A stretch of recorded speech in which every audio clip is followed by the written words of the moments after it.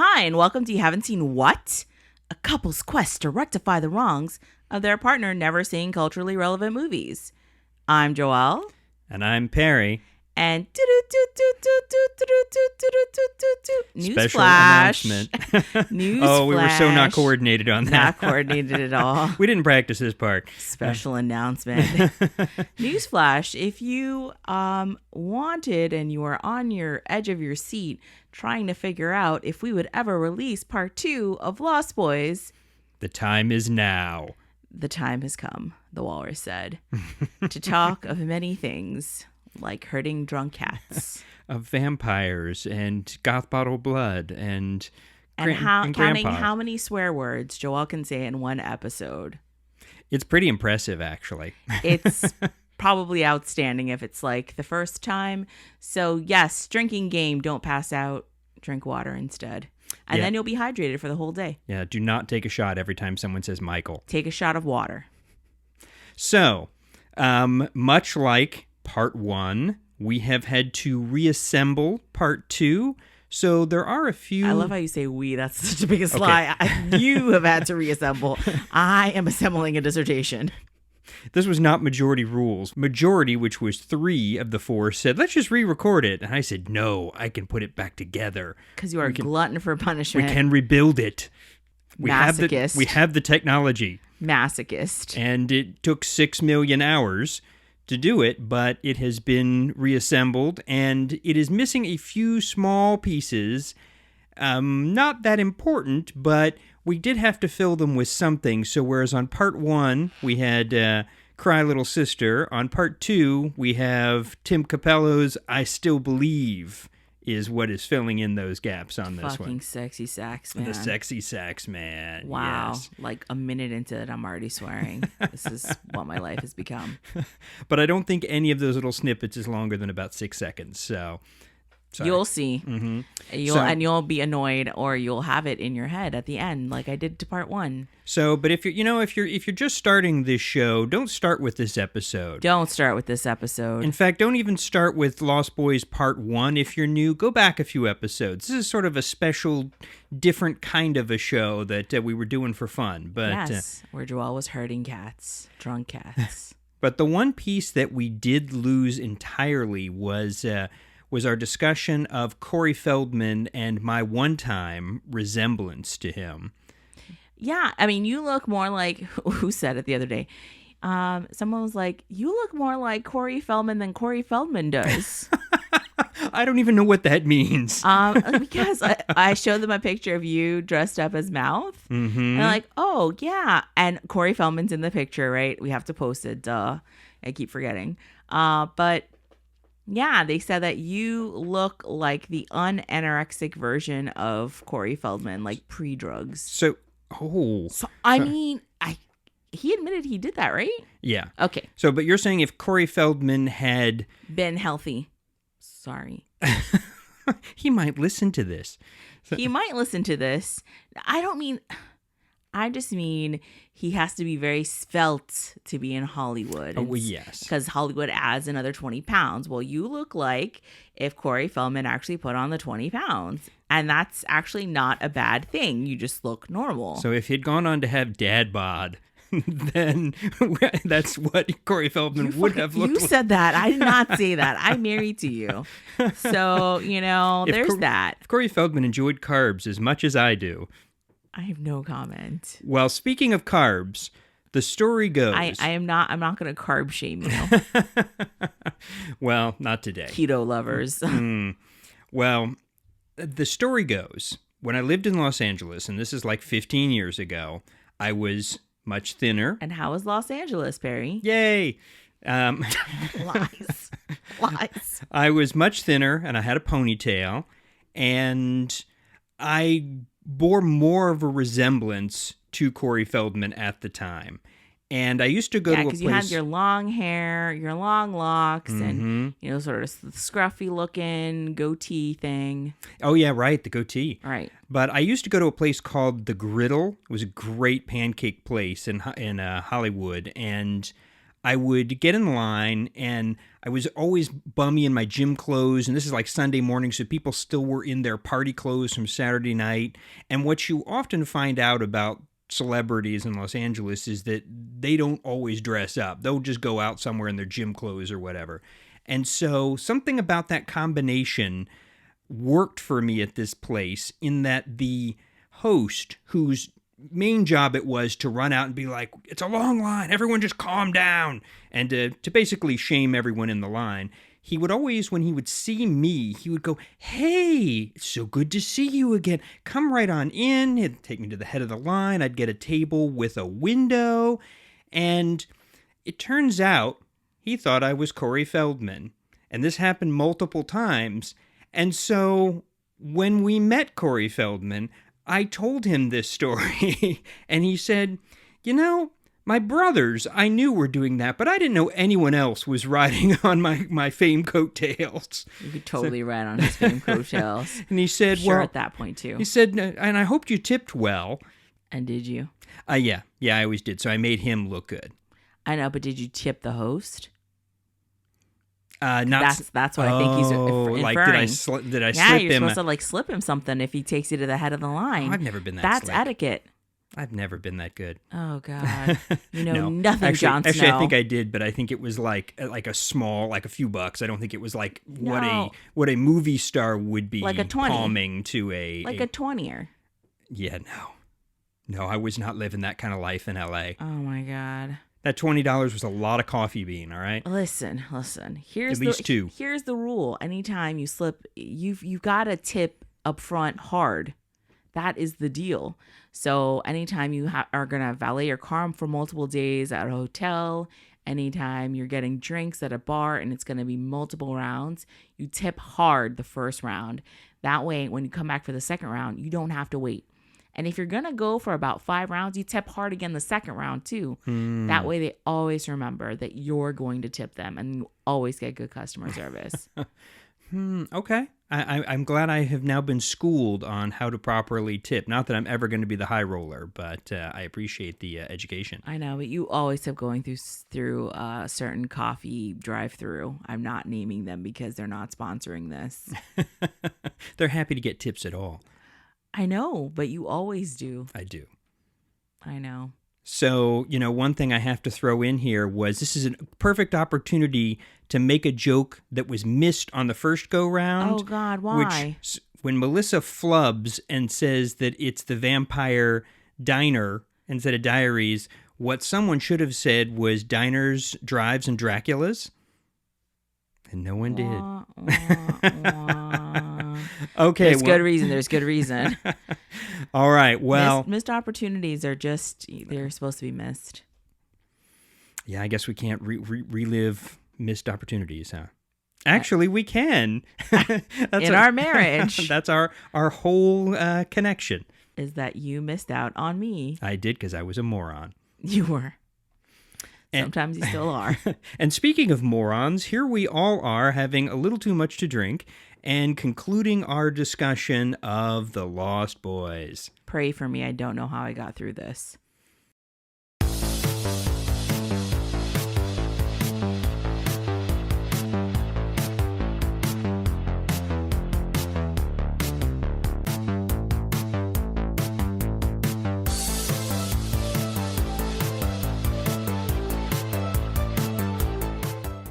Yeah, we did not do the quote. Wow. Okay, so let's finish the round of ugly, and then we'll do quotes.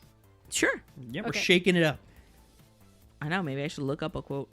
So who else? Damn. Ugly? No, I did not ready? I mean, I'm ready. I'm pulling an ugly out of my ass, but yeah. I guess that's pretty ugly. Because I mean, the thing is, it's a movie that, at least for me, it's hard to really hate, or it's hard for me to find anything that I disliked all that much, because I enjoyed it as a kid and I enjoyed it again as an adult. Mm-hmm. But there were some things that did clang, some humor that was kind of weird.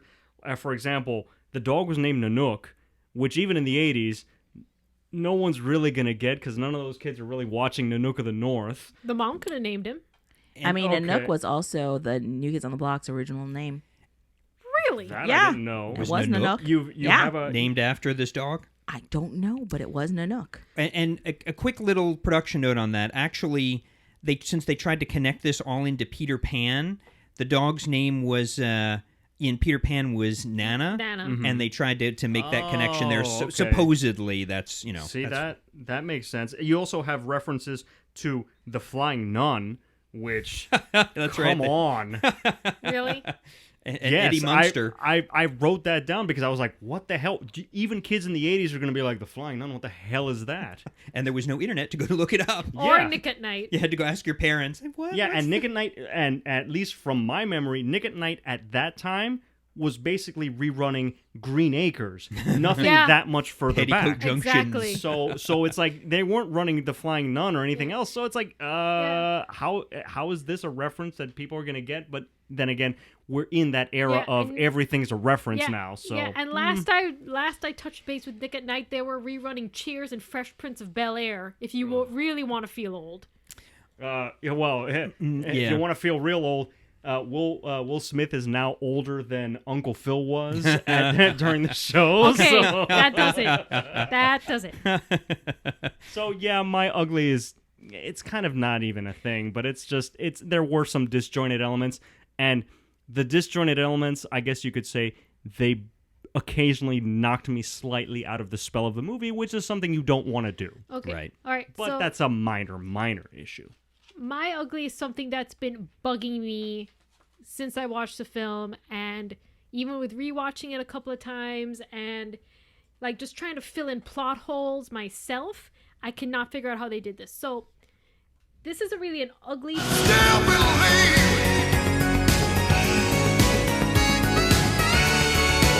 Sorry. Okay, so you know how when Corey Haim's character, God, what's his name again? Sam. When Sam sees Michael's reflection in the mirror and it's kind of like translucent, Yes. and that's when he realizes, oh my God, you're turning into a vampire. And then Max comes into the house and they put a mirror up to his face and his reflection is totally normal. Mm-hmm. Now, I know, according to this film, when you invite a vampire into your house, it renders you powerless. So, okay, so I get it. So maybe that means like, okay, his reflection would appear normal in a mirror. Mm-hmm. But Michael's in his own house. Why doesn't his reflection look Teenagers normal are in a mirror? never invited. Well, he hadn't fully turned, right? Because he hadn't killed anybody. So Yeah, maybe but that's Max it. was fully turned, so why does he get to keep his reflection? So that's just something that really bugged me, right? So like, if you're gonna do the reflection thing, right? Like you gotta make it consistent. That's it. Like, just make it consistent. Because when you're the boss, you get to break all the rules. Yeah, it's like he's just, yeah. Like, I don't know if And he anyone. is the Well, when you OG vampire. Yeah, when so. you get older, like when No, but But your now we're powers. just but now we're just speculating on how the vampires work in this film, and they don't really say, Right. Right. Well, and that actually... which is fine. But at the same time, in order for it to really be solid, they need to make some sort of point to it. Which actually, it's a good point, and it connects to another piece of the film. In the final climax, the gang of vamps are not invited into the house, and they come crashing in to attack, and no one invited them in. Yeah, so They blow through the fireplace. yeah, actually. so I or was think, there just a deleted scene? no. Well, so, I wouldn't invite those guys in my house, even if I didn't know they were vampires. well- Alex Winter's hair alone would make me Well- not want to let him in. Well, Max said when you invite a vampire into your home, it renders you powerless or it renders you defenseless, right? So what how I justified it, because that bugged me too, is that okay, maybe it's not that they can't come into your house uninvited, but if you invite them in, you're defenseless. So they have some of their powers on them if you invite them in, versus say you invite them in, you have more of a fighting chance. Or if you when you don't invite them in. And maybe that would I mean, maybe that's. I never understood that entire thing. I was like, why? Because I'm just not polite. So if I don't let you in, then you can't come in. You know, and like I don't understand that. If you don't have a Like, welcome mat out. because they're fucking following rules at this point. Like, no, they're just killing people and slaughtering them like in the street. But What about- but your house, that's a different story. What about if someone's in their car? Do they have to be invited into the car? I don't understand. That was a great scene. That whole Actually, you know what? rule. I'm They just sure- ripped the roof off. You know They what? ripped the roof off of this woman who is entirely uninterested in sexy times with her man because she's like, I'm reading this great They're all Archie reading comic, comic you know. books. Look, And then they Look, rip the roof off, hey. and you've got a murder that seems like Creepshow. And hey, I- have you seen Riverdale lately? Archie is ripped. I hate that show. You've never watched boy. it. I do have to say that no one in this movie treats their comics very well. They're No. like thrown all over the bed. They're laying on them. No, you know, they're no. crinkling them. Derailing entirely. We have yet to finish 2 segments. We're an hour into the damn podcast. Okay, all no, right, all right. ugly. Okay. Next, Okay, brief. No, okay, so cut. no, that's That's you. you. Me, that's it. Yeah. Everybody else is gone. Yeah, where was your ugly? Oh, my ugly is Yeah. that.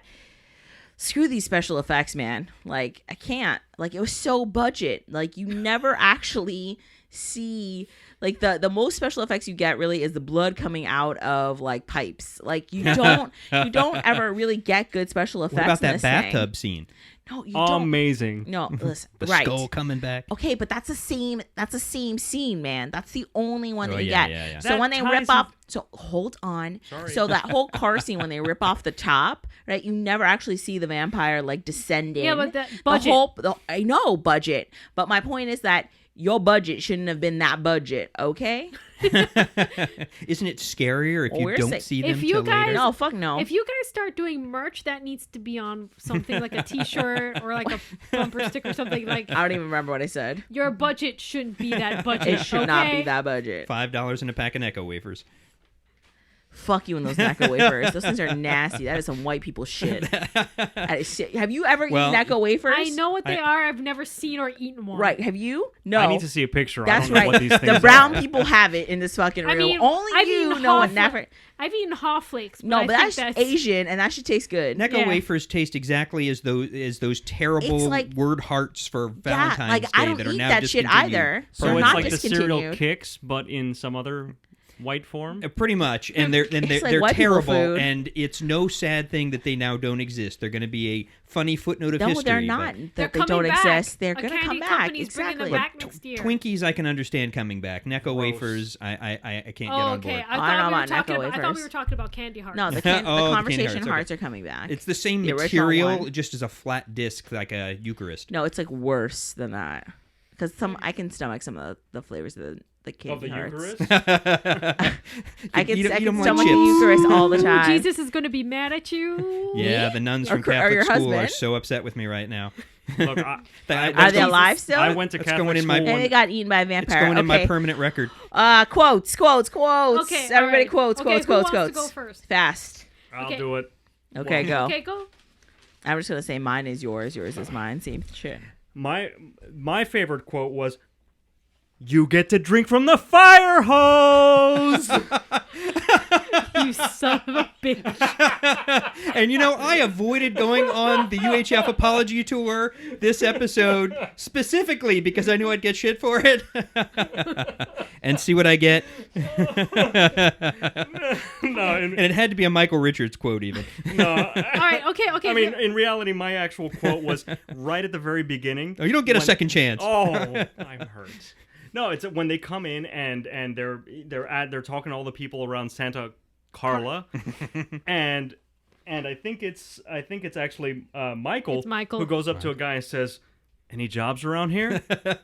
Nothing legal. And I'm like, that kind of encapsulates the entire movie for me. Your career is being a vampire. It's the only career we got. You fill out an application, drink the blood. All the drug dealer positions have been taken. So the vampires have to kill a few so that they open some up. Okay, so mine is, how far are you willing to go, Michael? Damn.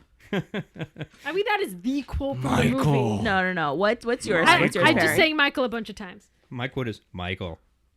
But you have to say it in a Knight Rider voice. Yeah. Because if you remember, Knight Rider didn't just say, like, we've got to do this. He'd say, Michael, we need to, whatever. But the best story about that is that a friend of mine in L.A., her neighbor was the voice of Kit. And one day he had to complain about how they were doing their trash cans. So can you imagine if Kit was cussing you out about how you put the trash cans wrong on the curb? That is such an LA story. Yes. Oh man. So, no, mine is not actually Michael 118 times. It is, oh God, there were a couple good ones. I liked If Looks Could Kill, I'd Watch You Die. But I felt like... Who said that one? I don't remember. But I didn't write down the person on that one. What? But great, The Bloodsucking Brady Bunch was good too. That's a good one. But I think the one that's gonna have to take it for me is, because I think it sums up the whole style of the movie, is, you know what no TV means? No MTV. Yeah, again, a perfect, little cultural touchstone of the 80s. Yes, I can't. when MTV was considered relevant. I'm so glad that I'm Yeah. the only one who really took this seriously. What? What? Okay, how dare you? That was I took mine serious. seriously. Because what you don't all recall is that the favorite quote is also our podcast title. Yeah, so Okay. no I MTV. thought How Far Are You Willing to Go, Michael should be the title, personally. I mean, that's a good line, yo. That's a tagline. I think we're gonna have to draw for Here it. we go. Here we go. Okay, Here all we right, go. Here we go. Literally, when Kiefer says, "Now you know what we are. Now you know what you are. You will never grow old, Michael, and you will never die. But you must feed." That is the fucking quote. So That's much it. subtext. That So is much exactly, subtext. exactly. That is a quote. Isn't that what they tell you when you move to LA? Yeah, I think. I don't know. I've never moved to LA. I think that's the city slogan. Yes, I Pretty think so. fucking much, which is also why it's perfect. Oh my goodness. But that's it. That is Okay. the quote. Okay. For freaking sure. It's I pretty like it. much says, hey, now you know. Okay. And knowing is half the battle. Okay. So. Yeah, Joe. So I think we're at production notes. Yes. I guess That's this up is to going to have to Parry's be production production notes with Melissa, Chris, Perry, and Joelle, because everybody's got some. Hey. Yeah. All right, hold on. Let me do the rundown real quick. Okay. Oh, got yeah, it. yeah. Directed by Joel Schumacher, produced by Harvey Bernhard. Screenplay, Janice Fisher, James Jeremias, Jeffrey Boehm. Story by Janice Fisher and James Jeremias. Music by Thomas Newman. Cinematography, Michael Chapman. Edited by Robert Brown. Oops, too much alcohol. Distributed by Warner Brothers. Release date was July 31st, 1987. Running time 98 minutes. Budget $8.5 million. God knows why. They had no special effects. Box office $32.2 Did it all go to million. IMDb 7.3 out of 10, Yep. which I don't know that I agree with. Critics 74% on Rotten Tomatoes. I also don't know if I agree with that. Oh, I've got. I think a lot of those are nostalgia And stars. 85% of the audience liked it. Okay. Yes, I have that in my notes too. I also have something else that can piggyback on that. And Okay. and you have a fancy notebook. So it was number 9 on Esquire's 20 best vampire movies of all time. It beat out Near Dark, which came out only a few months later, and it also did like a modern take on the vampire, right? It's obviously several slots behind Yeah. the seminal Bram Stoker's Dracula Okay. by Francis Ford Coppola. Now it has Near Keanu. and it had Near Dark. Near Dark came out at number 11 on that list. Number 1 though was From Dusk Till Dawn, so take that as you will. Fuck no. Yeah, and Fuck no. And it came, and this list is dated August 17th, I mean, 2018. who is the fucking polling person behind this shit? You know, surveys really, you have to take that shit with a grain of salt because, Well, it's an Esquire listicle. Like, I mean, an Esquire, right, but who the fuck wrote it? A listicle. I did not write even. that down. I know. Like, who wrote that? Here's some behind the pod for you.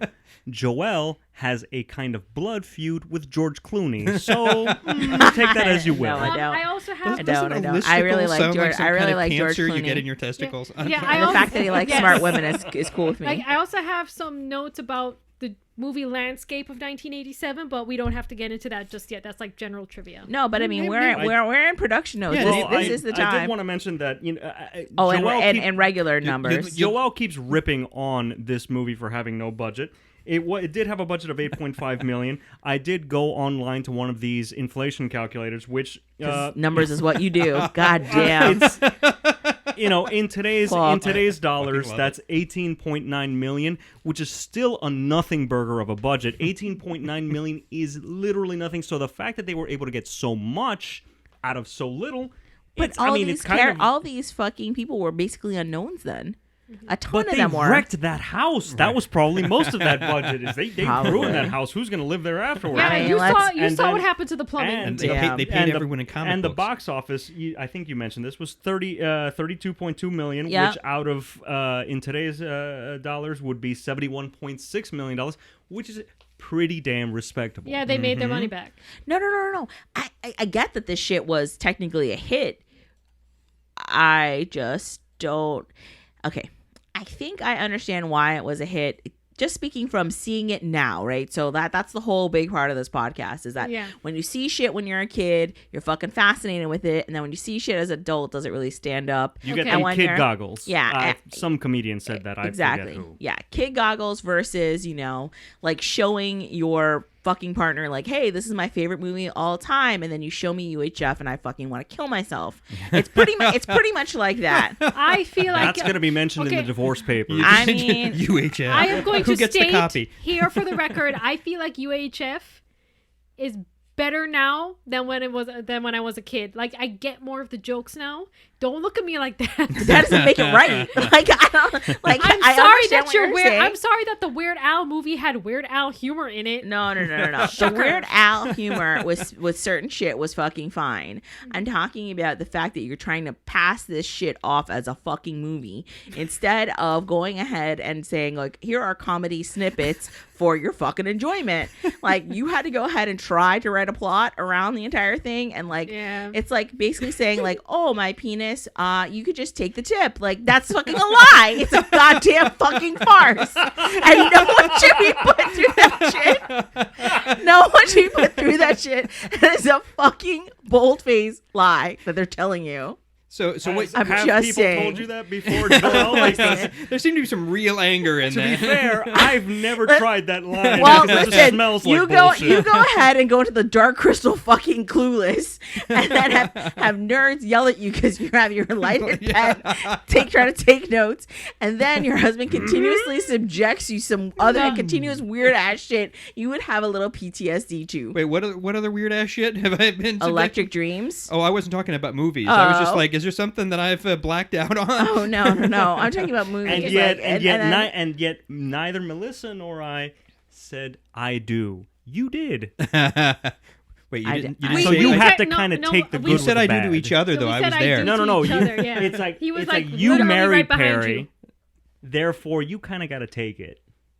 unless you're willing to go through all that hassle and Unless we're- rechange your last name again. Unless we're willing to end the Again, podcast. I know I Okay, just- well, I okay, just changed well, my last thank you, name. Chris, for that very woke moment. Now, continuing on with production notes. she mentioned Oh, it in the shit, last damn. podcast. Okay, This is true. So now, cinematographer Michael Chapman, who's famous for Taxi Driver and Raging Bull, Which is pretty amazing, yes. also was a cinematographer here. Sorry, and when he did an interview, he said he did it because he really loves vampire and werewolf movies, and so he got this opportunity to do a vampire movie, and he took it. Period. He did it for the love of the genre, or for the love of the monster. And it looked good. Yeah, and the makeup artist was V. Neal, who is a big name in movie makeup world. Some IMDb credits, she has a lot, but some of the big ones are all the Pirates of the Caribbean movies, Edward Scissorhands, Beetlejuice, Sweeney Todd, all the Hunger Games movies, and most recently A Star is Born and Welcome to Marwen. Nice. And she was nominated, she and a couple of other of the makeup artists were nominated for a Saturn Award for Best Makeup. Mm-hmm. Ross- And their makeup looked pretty good. You Yeah. know, when their faces would shift. Yeah, and when they change into that vampire mode, you know, that's like they look exactly like the vampires from Buffy. Well, I was going to say, and Whedon has admitted that it was an influence, but they really did shift the landscape as far as how vampires were going to look when they vamped out, which was also a term coined by this film. Yeah. To be fair, I mean, since you're the production notes expert, what were the depictions of vampire like in cinema prior to The Lost Boys? Because I mean, I'm only thinking Damn, of that's an assumption. Go ahead. because I'm only thinking of say, the Max Schreck stuff. Yeah. But it's like I don't know how popular vampire movies were prior to the '80s. Okay, I don't remember. Well, let me name just a little artwork by the name of Blackula. That's what vampires look like. Well, and Christopher Lee. Yes. He was Dracula for a ton of movies going into the 70s. He was Count Ducula. Yeah, because Ducula. Oh, horrible. Right? So the thing is, because for me, The Lost Boys is like, oh, this is the birth of the modern portrayal of vampires, but I wanted to make sure I was actually correct, so I did a little bit of light research. And up until... You're allowed to do heavy research on the show. It's okay. Yeah. But basically... It's not Greatest Gen. Yeah. But Don't mission log me. They're proud of that. But basically, vampire movies before this one, like, you were still, even up until, like, the late 70s, early 80s, you were still getting, like, the middle-aged dude who looks like European nobility. So Bela Lugosi kind of. Yeah, Very Bela much, Lugosi, yes. Christopher Lee. They were still doing the capes, yo. Yeah. We need all the hope we can get. So this was the first time you saw vampires in modern clothing Yes. of any sort. And it stayed that way. And it doesn't get any more modern than leather and mullets. Yeah. So, and... Yes, So people like us in places like this. They had to change the name to Santa Carla and make up a fake name in order to get permission to film there. Yeah, because they really didn't like the idea of it being put out there. They were the murder capital. The carousel is a historic landmark. It's the oldest carousel in America. I thought it was because the Saxman performed there. No, and it was created by a famous carousel. And it was created by a famous carousel designer. What a cool job to have. Right? In regards to the Frog Brothers, Yes. right? So Alan and Edgar. named for Edgar Allan Poe. I don't know so much about Alan, but Edgar, Corey Feldman's character, because Richard Donner was originally supposed to direct and then dropped out. Yes. Corey Feldman was saying that he was cast when Richard Donner was originally attached to the project, and they had remained friends. And he said, look, you need to go and watch all the Sylvester Stallone movies and model your character after that. And knowing that, and then going back and watching it, I'm like, oh, this makes total sense. Because the way he delivers his lines, it does sound like a Stallone impersonation, how he goes really soft on the end of his sentences. Right. And like they just take themselves so seriously, but I think that's part of the comedy of it. And wearing the camo and the red bandana Yes. and the way they come riding their bikes in, like they're some type of soldier vehicle, or military vehicle. They're always walking around acting hard and stuff. But like when it comes time to stake a vampire, they all freak out. It's like, he looked at us and said words. He hypnotized us. He sprayed us with glitter. So it's like, clearly y'all are full of shit, and Grandpa needs to teach you how to hunt vampires. Which also brings it to my point where it's like, these kids had no problems driving a thick wooden stake through a person's chest. No, they were living for that moment. He was a creature of the night. Psychopaths. It's like, what if it happened? What if it hookers just are so creatures of the happened night, that it was too. just some weirdo who liked Okay. cosplaying I feel as like a we're vampire? getting like a Bam. glimpse into your bedroom right now that I don't necessarily want to get a glimpse into. I mean, we've got the tapes. You want one? Oh my God! God damn no. it. That's what the internet's God, for. No. Oh no. So I hate you so much right now. God.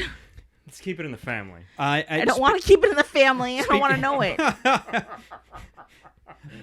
Speaking of the Frog Brothers, actually, I have another tidbit about the Frog Brothers. I just have Okay. I have just a quick story to jump in there that is aside from trivia. My old boss, Robin, she when she was a teenager, she lived in L.A. and she was. It's not even your story. You're hijacking her story. I am hijacking for the Robin's fucking story. podcast. Yes. He's giving Because credit. what? You need filler for this podcast? No, but it is a story worth telling. Some point right after this film came out, she was a teenager in L.A., and she and a friend of hers were trying to go to a party, and they got a flat tire, and basically the Frog Brothers, Corey Feldman and... Oh, you forgot his name, I did forget his That name. is messed up. Jameson Newlander. That Sorry, can't be a Jameson. real name. They pulled over and changed her tire and sent her on her way. But they actually pulled over and changed her tire for her. Now, Robin, I trust, and I think this is a true story, but, if you live in L.A., that's not the weirdest kind of story you'd hear. No, I actually know another guy who, because he didn't know how to change a tire, Angela Lansbury changed a tire on a limousine for him. That's fucking because he was the driver, crazy. and he had no idea how to change the tire. Yes, Angela. But back to the Frog Brothers, Joe. I know this is actually a production note. Yes. Imagine that. So the Frog Brothers, Edgar and Allan, are a reference to Edgar Allan Poe. Yeah, I said that. You did? Yeah. I didn't see Shit, that 66%. But 66%. it's also an Edgar Allan Poe story. I forget the exact title, but it mentions frogs. Yep. So, good note, though. Is that a cool story, bro, to your wife? God damn. Okay, all right. Fucking No, okay, gaslighter okay. asshole. All right, okay, no, okay, so also Santa Cruz, do we want to talk about how it got the name Murder Capital of the World? Yeah, I guess maybe that's a good Because question. apparently there's something in the water out there where a lot of serial killers come out of there. I was going to say, there was, Yes, they like, do. at the time, there was a serial killer. Including Ed Kemper, one of the main people you see in Mindhunter. Mm-hmm. Yeah, Yes. I mean, there's a whole lot of conversation. First of all, California's fucking ginormous. Let's have that conversation. So it's like they're going to come out of Unlike California, Florida. they're going to come out of Florida, But they're going to Santa come out of Cruz Texas. specifically? Listen, they're going to come out of all these places. And when it's warm, there is a discussion about temperature and crime. True fucking story. Yeah, I've heard about when it is warm but not so abnormally warm that you can't fucking function or do anything. But when it's around an average temperature, that is when crime spikes. So Isn't that kind of confirmation bias? No, that's not actually confirmation Or bias. whatever That, the thing is, it's like, that wait a is- minute, no one wants to kill anybody when it's 40 below. No, and no one wants they to kill don't. anybody when it's 120 degrees I know, out. but that's actually scientifically proven. So that's may be actually proven, proven. but I it's saw like- Fargo, and that didn't hold up. But that's not. Yeah, but is it ever warm in Fargo? That's true. They just have to work around it. So Okay. that's why you get a lot of killers working on your coasts. Is the temperature? Okay. Have they Interesting. controlled for the population of Yeah. Okay. No, that is fascinating. So that's the deal. Okay. Temperature and crime, folks. Temperature and crime. Okay. Also, 1987, a banner year for movies. Mm-hmm. Right. So, because I was curious, what other movies came out in 1987? Yes. Right. So we have The Princess Bride Awesome. and Dirty Dancing, which you guys have already Awesome. covered on the podcast. Yes. We have RoboCop, Monster Squad, Evil Dead, Predator, Lethal Weapon, Witches of Eastwick, Moonstruck, Adventures in Babysitting, Spaceballs, Good Morning Vietnam, and a ton of other movies that I couldn't mention here. I'm remembering Mannequin right now for some reason. oh man. But yeah, but like all these Kim films Cattrall. were right. But all these films, like they all these came out in 1987. I also found out that Bowie did a vampire film in the 80s too. Mm-hmm. I did not know that. Yep. See, this like is Different year though. This is where Basically, this is when HBO blew up. But I still believe. everyone knows that Alex Winter was in Bill and Ted's Excellent Adventure. Yes. Was he Bill or was he Ted? Bill he as was Preston Esquire. Esquire, yes. Okay. And will be reprising the role in Bill and Ted Face the Music, which is in pre-production. Yes. I'm Oh glad my someone else is God. as excited as I am. I feel like it's like the dudes who when we were watching Bill and Ted's Excellent Adventure that Oh, the film God, junkies yes. put on. And yet- they're and like we're four. They're headbanging like to the they're like intro four song. bros like sitting in front of us. So drunk. that And were also- so fucking wasted. And hi, if you're listening. It's also and they were Uh, playing air drums. and they were doing it's air. also a crime if you It's don't so mention bad. if you don't mention the bogus journey. Yes, yes. I've never seen it. I really feel I like enjoy Bogus Journey Bogus was Journey. probably a crime. Bill Sadler's a cool guy, but he did you all know he directed or co-directed a Red Hot Chili Peppers video, No Taste the shit. Pain, in '89? Yeah, I thought that was No. pretty cool actually. I don't think I saw that one. Yeah, they're performing Maybe while a big because it was painting is being painful. painted, and then they're Is like that covered the, in glowing Blood And Sugar I Either would- Sex taste the Magic paint era? or taste Is the that the pain. what? Is that I the think Blood it's Sugar Taste Sex the Magic Pain. era of Red Hot Chili Peppers? But just It the was end. Mother's Milk was the album. Okay. So, yeah, Yeah. so I thought that was pretty awesome. Yeah, Red Hot Chili Peppers did not enter my life until Under the Bridge. Okay, yeah. I am not familiar with their Well- stuff prior. That's because we're a little older. But You're a little older because I would say the same thing that Melissa It's like just there have said. not been enough Lil Wayne references in this podcast. I still believe. Andrew Lloyd Webber What? was so impressed with the use of music in this movie, which, This movie. yes, What? which it seemed like they... Soundtrack or score? What, he was impressed with the way Joel Schumacher had used the music in the movie, so the way it was put together. What? You know what? I'll back that. So apparently he was so impressed with it, which did that mean that he liked hearing Cry Little Sister or whatever the song is called like 8 times? Yeah, I Yeah, really that did wasn't- not. I really did not enjoy that. Like Not I your just soundtrack felt smash, like huh? it was okay. Are we going to go into soundtrack smash? No. 'Cause I still got some production notes, like legit Okay, ones. all right. All right, hold on. But apparently he was so impressed with the use of music that he wanted Schumacher to direct the Phantom of the Opera film, and that's part And of how he he got did. the gig. And he did direct the Phantom of the Opera Yes. film, but But he's working with great source material at that point. He's not trying to create his own soundtrack because Andrew Lloyd Webber already did that. True, and I think it's why because the way he wove the music into the film, he thought he could handle it. Yeah, it's called a musical, and you did that already, Andrew. And I kind of thought that Schumacher kind of messed up Phantom of the Opera movie, but Well, anyway, that's I enjoyed it. I enjoyed Hot it. take? Maybe? I enjoyed it. I don't maybe know. lukewarm. And since there are no other film adaptations to compare it to, it's like I'll let it ride. To be fair, I personally like. I mean, granted, yes, Cry Little Sister was a little overused. Overwrought. But wait, we're not there yet. Okay, all we're right. not there. We're Sorry, not that's there. you. We're not there. Okay. All right, let me just do these really fast. All right. So the cast actually really loves filming in Santa Cruz. They thought it was chill as fuck to be on the boardwalk all the time. Mm-hmm. So surprised. just a little bit of a tidbit. Both Kiefer and Jason Patrick both dated Julia Roberts at different times. Yes. Kiefer first and was engaged. Yes. However, Sutherland and Patrick both said not a fucking issue. Like, we can share these. What, and Eskimo Brothers? Well, didn't they, like- Oh my God! Yes, they are. No. And hadn't they set a Oh. wedding date? And then, like, Kiefer and Roberts had set a wedding date, and Yes. then she ran off with Jason Patrick? Well, Like, they I ran don't- off to Ireland or well, something. I To don't be fair, think, I don't Jason think Patrick that they is ran. really dreaming. I really don't think that they Especially in ran Speed away. I mean, well, he's not dreamy anymore. I mean, Sutherland definitely fucking aged better, but I'm gonna Google this right now. don't say that. I mean, Jason Patrick, you were dreamy in the 80s. Okay. So the plot originally was slated to be more Goonies-like to appeal Yes. for a younger audience, and Schumacher was all like, "Oh, hell to the no." So, when Donner left to go ahead and do Lethal Weapon, Lost Boys took a turn and got like this big teen makeover, and like a big part of it was the wardrobe. Like he said, dude, the vampires don't have to just look cool. Like they all can fucking look cool. So that's what he did. It's the first time we're actually seeing the two Coreys together in the film. I'm surprised that Yes. none of you fucking said that shit. Wait, I haven't- I haven't you're got- right. I was under True, the but, like, impression. you're right. Didn't License to Drive come out before this? No. No. Oh, No, well, this see, right I after didn't do any this. research This on was the money. This so. was the start of their friendship. Exactly. Yeah. And they clicked Oh, shit. like nobody's business. So then License to Drive happened, and then Dream a Little Dream.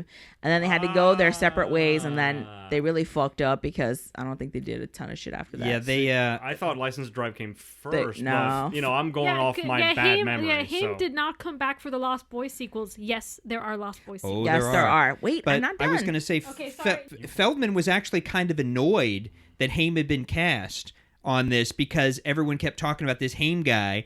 And so Corey Haim other Corey. called up, the other Corey. So Haim called up Corey Feldman, left a message. It was like, "Hey, dude, we should hang out." Da, da, da.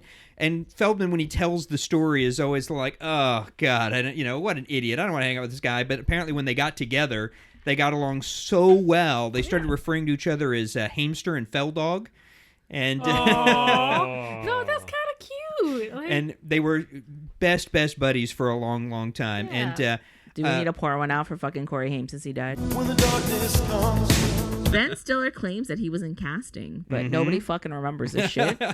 What? I swear to Christ. I swear, Swear. I was up for the Swear role. on the crucifix that they're Horseshit. killing him in. God. That would have been such a weird one. So Michael was said allegedly anywhere between 114 to 108 times. 118 times.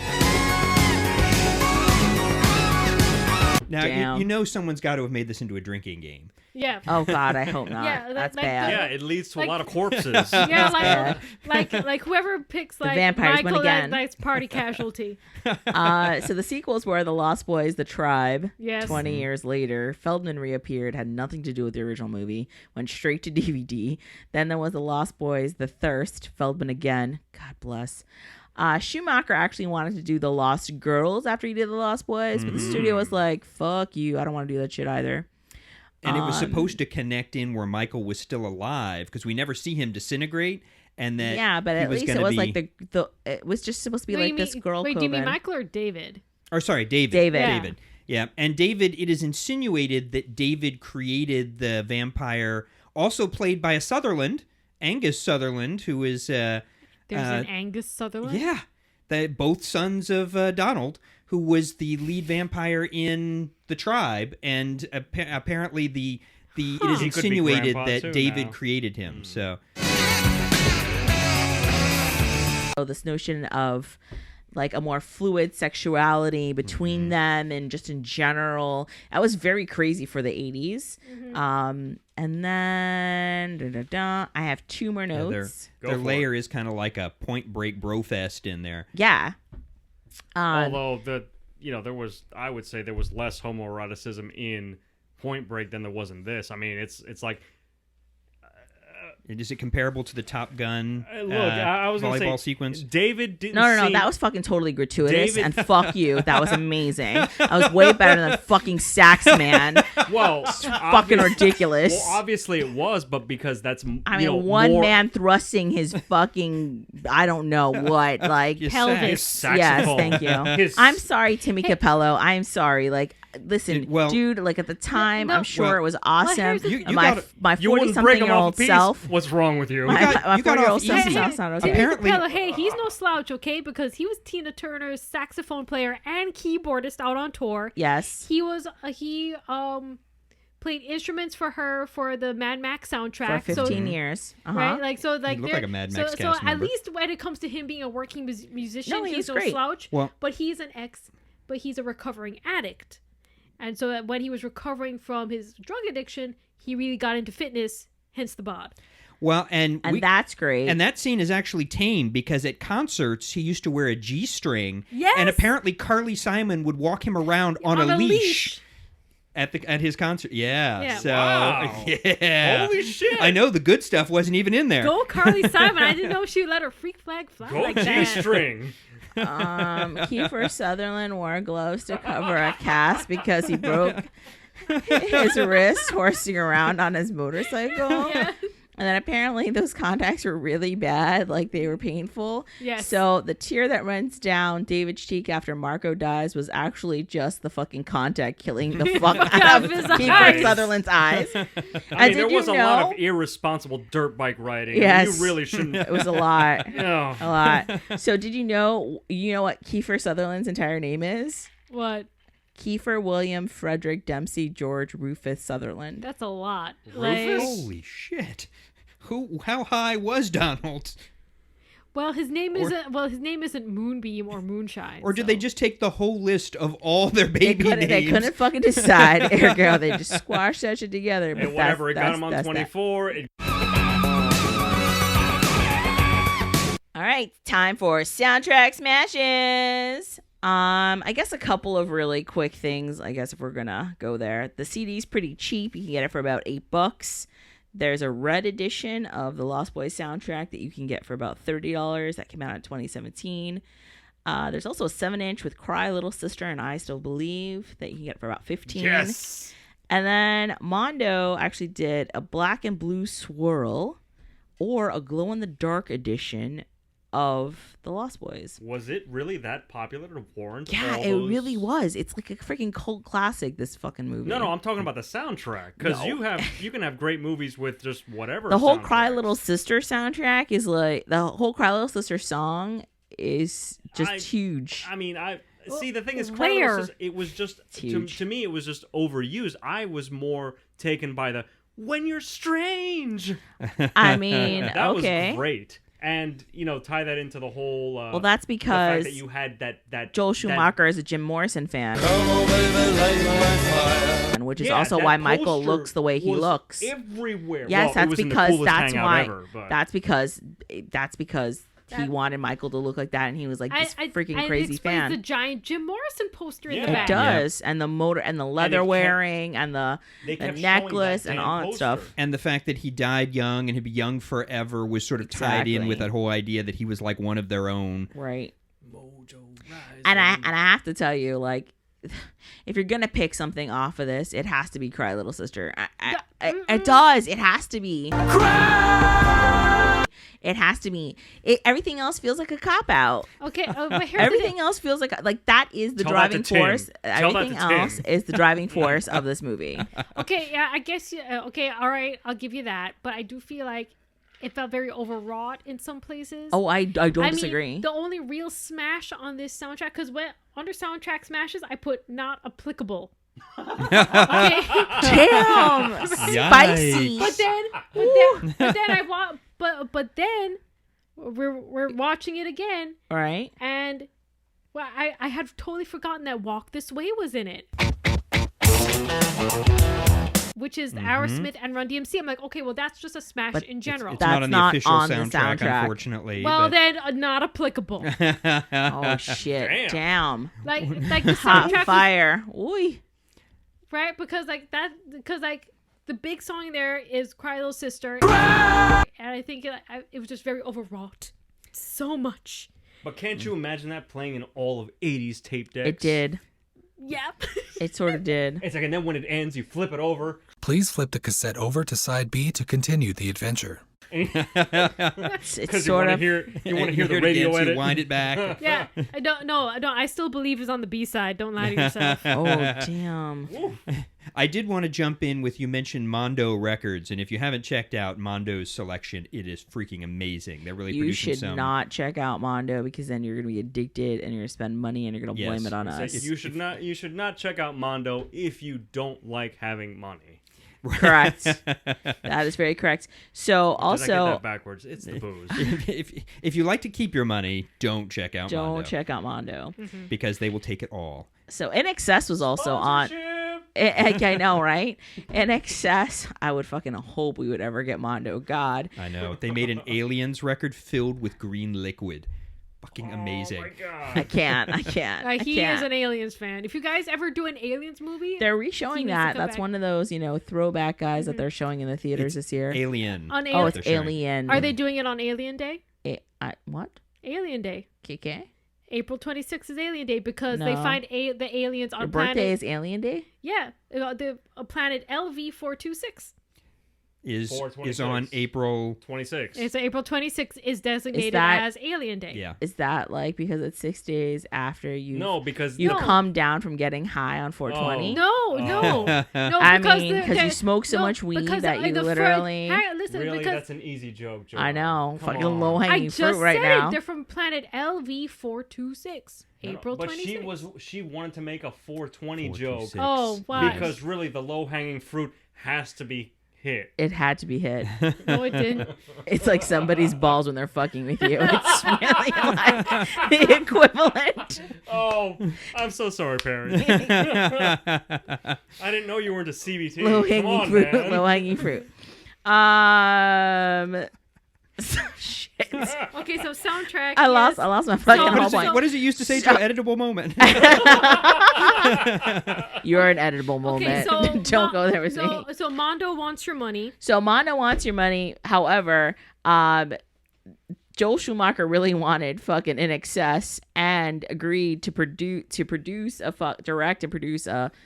direct a fucking video for them. So he actually directed Devil Inside. Yes. Makes you wonder how the other half died. To be fair, Michael Yeah. Hutchins at this time had a hell of a resemblance to Jim Morrison. Yeah. I Yeah. know. Damn. Yeah, there Yes, is a the connection. obsession is fucking serious.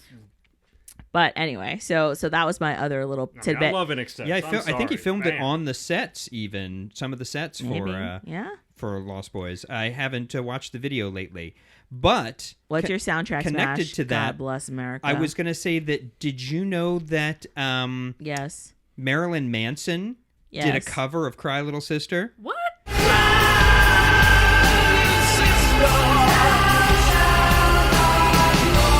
Yes. Yeah, it came out in let's say like summer of 2018. Oh, I did just you found also this out, know though, that so- Lil Wayne, This for my dogs out here going crazy. Mobb Deep, and Eminem also sampled "Cry Little Sister"? that I did not know. I didn't Just know. FY, MNFers, and Snoop. East side up, east side up. Mobb Deep, Snoop Dogg. and Snoop. Well, Snoop does everything. I'm just saying they be sampling. If That Snoop reggae hasn't album done was it, it actually hasn't pretty been They be done. sampling. Snoop Lion Dog. Oh my god. It was pretty good. Oh my god. So What about you, Chris? No soundtrack smash for you? What is it really? I mean, People are strange. It's the Echo and the Bunnymen thing, just because it was When you're strange. compared to the overwrought nature of the "Cry, Little Sister." It just seemed like the perfect antidote to all that. You know, just the kind of bizarre, when you're strange, that was just that to me was like, was a really good antidote to the whole, like, excessively dramatic. right, so you Cry need Little a Sister. little well, isn't Ian this McCullough whole in isn't there. this whole film excessively dramatic? Well, No. I mean, Just like the this thing is, podcast I episode. guess the Echo and the Bunnymen added the perfect bit of levity that No, I really this movie wanted is in a that. this movie could have been a lot heavier. This movie was actually pretty light. So you're saying it could have been Twilight? It could have. No, it could not have been. Team guy who almost hit Bella with a van. I mean, come on.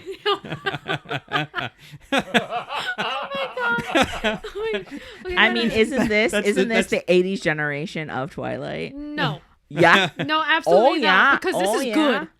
good. Except that unlike Is this it movie, though? I Is it didn't want though? to. Except unlike the Lost Boys, I wanted to have sex with 0 people in Twilight. Well, speaking of, Which one? you want I don't want to know. I was gonna ask the question. I don't want to know. So, speaking of, connecting to that, my choice is "I Still Believe" by Tim Capello, because I know that's who you're thinking of. So, yes, that is got to be the choice because no, actually, Got a winner here. I actually liked "Lost in the Shadows." So, Which one was that? it was by Lou Graham. It's called "The Lost Boys." Man. Which one?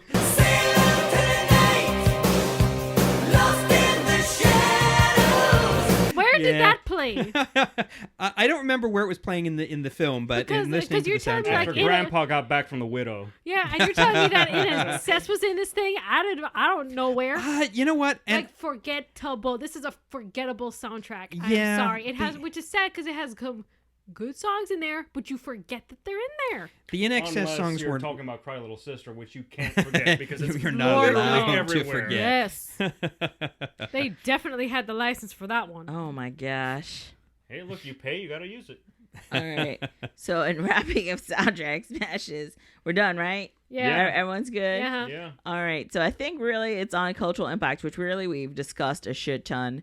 Just mixed in Basically, throughout. basically, it's really the first time that you see vampires as fucking hot and sexy. Not Right. like Bela I mean, 2 Lugosi of them sort are of models. thing. Let's Yeah. be real about that. Yeah. 2 of them are models. The ones who didn't have speaking roles. Is that the dude, Damn, like hot, the hot brunette and dude that had spicy. like Yeah, the like- beautiful curls that were Yeah, like like going the down dudes with beyond the his ones soul? who So look Brooke like Yeah, he was like on Brooke American Gladiator. McCarter It was like and Rat. Billy Worth. It was like Billy it was Worth. like the members of Rat, essentially. Yeah. no, rude. No, I fucking love that band. Okay, but yes, you have Brooke McCarter Right. and who plays Paul, and Billy Worth who plays Dwayne, who's got like those luxurious brunette locks. Exactly. Right. So they're Hell both yeah. models. Paul is the one who dies in the bathtub of garlic holy water. Which is the best death in the movie. I mean, that is pretty It is awesome. amazing. And I like how like the whole thing with the garlic, he's like, garlic don't work, kid. And he's like, well, try holy water. And like, Yeah, really, which- Nanook's the one who saves the day.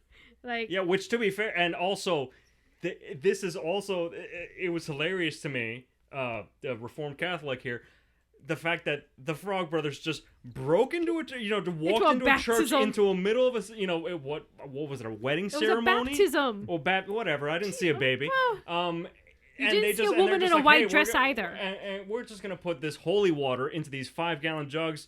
Fuck y'all. Have a good ceremony, and we're out. Because this is my holy water, and I'm taking it back. I'm taking it all back. I mean, and Do not Oh. bring no Goonies is another episode. Stop it. and really then and everyone just kind of like looked at it and said, well, hey, it's Santa Carla. Yeah, so, and I do yeah. like how. Okay, so I used to play Vampire the Masquerade. Apparently, like with not with I don't know what that strangers. is. What? Okay, you like okay? Are you okay? So it's a role playing game. Mhm. There's a tabletop version and a live action version, Okay. right? And so one of the mottos, like at least among my group, was you don't breach the masquerade. Meaning, like, you have to keep up this masquerade that you're a normal human. You can't let on that you're a vampire or some sort of supernatural being of any kind. And I think this is also where you first see it, where they really are trying to blend in. I mean, not David and his friends so much, because they've got more of a punk look, but you're like, they're all supposed to be young teenagers, so they're supposed to be a little taboo with the fashion, at least when adults look at them. They fit in pretty okay in the boardwalk, Yeah, I because mean, it's all among sorts of other everybody. Teenagers, Yeah. I mean, Max looks so vanilla, like, so that when you don't even think he's one. I think there were a Until couple the end. rollerbladers too, which is like, Yeah. that's the So one thing on the Max boardwalk is didn't fit. actually portrayed too in the cutscenes. You can see that he was portrayed as being even classier than they, or like sort of hipper and classier than they even show him in the film. His house is full of all kinds of like neon art, and there's just statues and things. Aside from having that mean ass dog. Yeah. Yes, but he's got a very modern, interesting house, and there's a whole dinner scene that was cut that's actually with Diane Wiest that actually gives a little more to him and disarms him a little bit more even. It makes him less a creeper, because it kind of throws you off that track a little bit more. That last scene, he seems like, hey, I need a wife. That's That's kind of that's fucked up. pretty much how that goes. Yeah. I will also say that this movie has a great rewatchability factor. Does it? I think so. If you like Damn, it, if you Joelle. like it initially, but I also feel like on second watch, first watch compared to second watch, there's certain things you pick up in the second watch that you don't really see or recognize in the first watch. Like, again, going back to my theory that the grandfather's a vampire hunter. Because that ending is so... Hear me out. Okay. Because that ending is so perfect, where he's like... This is a little aside, but that ending is so perfect where he's like, that's the one thing I can't stand about living in Santa Carla. All the damn vampires. So and then why it just can't you ends touch there. his second shelf in the fridge? Like, what does he have on that second shelf? Root beer and double stuffed Oreos. I don't Does he think have so. some other things Exactly. in there? Exactly. No, I think... No, he's No, also well, mystical, which I is think why he's able to see the mysticalness going on. No, I think he's a vampire hunter, and that's why, like, because the way he looks... So why would he leave his family all defenseless? Why would he let his grandson become a vampire? He did not let his grandson become a vampire. Like, he can't just follow him around all the time. I mean, couldn't he warn him out? That's the thing. Like, if they were protect your family, you think our family wouldn't warn each other? Maybe he was such a psychotic vampire hunter that he is willing to put them at risk to draw out all the vampires, because he's got to get to that head vampire no matter what. Let me finish the point, right? So, like, when he looks at Michael, when Michael makes that fresh little comment to him about going to see Widow Johnson, and he kind of looks at him, like, sideways, part of me was like, at first I thought, like, oh, he's just looking at him because he's being fresh. But maybe he's looking at him like, bitch, am I going to have to stake you at some point? Or that there is no Widow Johnson. That's just his excuse for going off and hunting vampires. And the taxidermy is a front. Like, first of all, he must have killed that lion himself, because if you killed a lion and had somebody taxiderm it, there's no way you're going to let dude keep it. So I think he's a hunter. Like, he hunts, like, that's his hobby. And also a cover for the fact that he hunts vampires. I told you he's a werewolf. But at the same time, like, but why can't I touch the second shelf? Fridge? because man wants his Oreos and he doesn't want to share. I feel like his blood is up on that That's shit. where he keeps his trophies. Because and man does not they want were to share willing to his go root ahead beer and double stuffed Oreos. And that he was willing to go ahead and let his grandson and all his friends fucking take out this other coven that was like infringing on his shit. No, but let the youth do what the youth are going to do. Yeah. So it's a saying. rival. And Widow Johnson, the Johnson is a but commentary. You're on assuming that Wang. but you're assuming that vampires can have children. And again, this is not established. No, why would he not have had his children before and then turned? Yeah. Wait, are we talking about Kid Napoleon again? No. We're talking about Grandpa. But then there would be no Michael turning into a vampire of drinking David's blood, because he was already a vampire. And then when do you turn into a vampire? No. If you're born If he turned later on in life, but pre-Max, is that right? Yeah, but pre-Max. So after he had his children. Okay. So that doesn't fucking matter. But pre-Max, right? Because for a grandpa that is Diane Wiest's fucking dad, they look pretty fucking close in age, okay? Rude, how dare you? I'm Well, just Adam saying. You know, white women don't always age so well. So. Oh, damn. Damn, son. Oh my And there God. went half Race the traitor. audience. Please send- Wow, Hell motherfuckers. yeah. Please send your hate mail complaints to you haven't Parry seen what at Silcox. gmail.com. I didn't say all. I said some. Wow, damn. Oh, on that note, I think we should wrap But this don't shit always. the fuck up Okay, before okay, somebody okay, else does okay. some Well, Alright, alright. random my ass shit. theory on that, though, is that Oh, we didn't talk about the Exactly. Lost Boys TV My- show in production. my- Should we touch on that? No, God, no. My- Why, who's watching that? my theory is Not that Joelle. Shit's so old already. Like, come on, man. If you were gonna do this shit, you should have done the shit later. I mean, earlier. my theory is that Grandpa created Max, and Max edged him out, and so now this is his way of getting revenge and getting back to being the head vampire. No, I know. I cling to my vampire hunter theory just because that's the one I like better. Sorry. Well, like maybe the- And to be fair, I gotta give this. I have to give this movie a bonus for not doing the dumb thing of whenever there's an animal in the movie, you're gonna kill it just to get sympathy votes. Nanook lives. Fuck yeah. well, Nook I is mean, a but vampire all those slayer, animals in that technically. taxidermy room didn't live. Yeah, but they were dead I don't before know the how movie the hell started, that so I works. guess it's okay. I mean, is that It's- really a bonus, or is that like you're just Look, leveling out because the playing I field? personally have a problem with any movie that they're like, hey, I see a live cat in this movie, so obviously it's going to end up dead just to get some cheap tears out of you. Right. Fuck that noise. Yeah. Well, Justice for No, me. all you needed was bad context. well, you know, maybe all of these themes and more will be explored in the upcoming Lost Boys TV show, as you have brought up, alright, Melissa. So God, I don't have my phone on me. I have the article, but the log line is that basically a new set of kids, it sounds like, comes to Santa Carla. They find the bottle, the goth bottle. Hang on. And basically that Jumanji? they get pulled into the world of the young and seductive vampires. I'm like, okay, I'm telling you this right now. If this is going to be in the same vein as Vampire Diaries, It's like a Waffle That's a House bit of run a- by vampires. That's a bit of a slip there. Denny's? Dineries. if it's in the same vein as Vampire Diaries or the originals, I am out.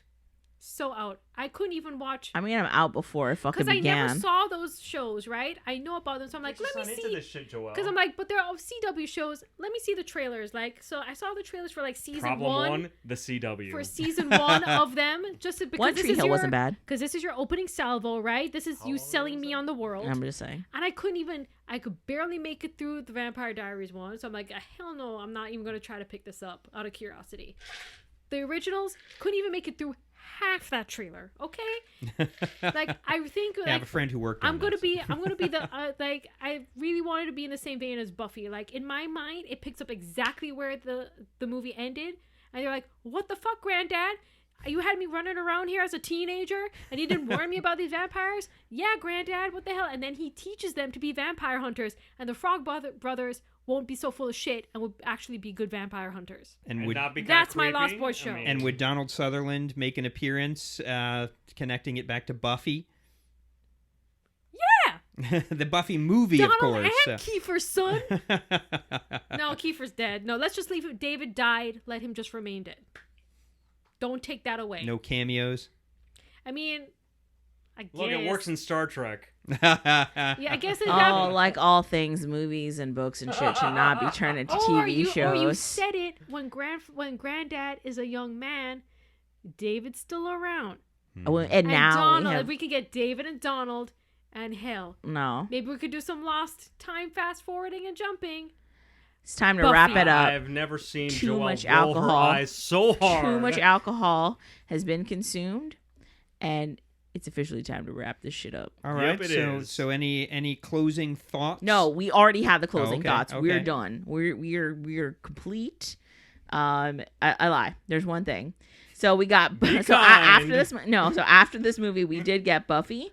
We did get lookalike Kiefer in Spike. We got Interview with a Vampire, Well, he's also Angel, lookalike Billy Idol. Underworld, Queen of the Damned, Twilight, and Blade. Did you So- say True Blood? And True Blood. We got a lot of fucking vampires after this, and I'm sure we're gonna see a shit ton more of vampires. I'm glad that you stopped before Twilight. From dusk till I already, dawn. I, already, Don't I count. actually, Different kind of I vampire. actually said Twilight. Okay, but I feel like that's 66% for I sure. feel like that's a different Gross. kind of vampire. It's really fucking not. No, It's teen vampires that no. look cool as fuck Yes, but they're also and drive cool non-threatening. cars. Yeah, but but- if you fuck with them, they will fuck with you. No, You did spare- not- you did What you not- gonna do? Baseball me You to did death? not. You did not watch enough of this to actually speak accurately about it. I know. It's like, You look, did I'm not sorry, want. but You I'm did not watch all I of watched it. the world. I'm not scared of a vampire who sparkles. Because, no, not even that. Because they don't want to kill me, they take down some deer. It's hold on. So vampires can evolve. FY. So they've evolved the vampire thing. But I'm saying is that the genesis of teen vampires comes from the Lost Boys. Okay. Ergo, the cultural impact to which it has had. Okay, true, but I like Okay. it. But like, they still had that same undercurrent of danger to them, right? No. You don't get that with the Cullens. I didn't get that from Brad Pitt in Interview from a Vampire, but he was Well, still a but motherfucking Brad Pitt was the vampire. You got that boring from one. Lestat, though. You got that from From Tom one. Cruise. Not all of them, but in Twilight, you get that from several other vampires, different covens. Okay, wrapping this shit up. I'll tell Wrap you, it up. I'll tell you what's Wrapping it dangerous up. is that this movie would have given my father a heart attack because they're That playing this- around on train tracks. That this podcast is longer than the movie. And anyone who's playing around on train tracks is asking for trouble. I So think we, Oh yeah, my yeah, gosh. we've gone like But- almost twice as long. Exactly for as this the movie. episode. All right. So, Let's kill it. Shameless self promo. First of all, thank you to our guests, Melissa and Chris. We loved you for having having you. us. No thanks for the extra time yes. and length. Oh my goodness! So our Please, 3-part podcast. please rate, review, and subscribe to our podcast. Check out our website. You haven't seen whatmovie.com. We're gonna have blog posts about this and put up things, and hopefully I can find a good picture of my husband and as mouth and mouth together, as Corey Feldman as mouth, and you'll see the resemblance or somewhat squinty eyes. Social media, Insta, Facebook, Twitter. You haven't seen what movies? And let us know any feedback. If you want to go ahead and write us, please feel free. We will always listen and we will try to respond as soon as possible. As always, Be kind. rewind. Did you notice that the scene where they're hanging off the bridge kind of looks like Saturday Night Fever, where they're hanging off the bridge, the Brooklyn Bridge? Obviously, everyone there is swole as fuck.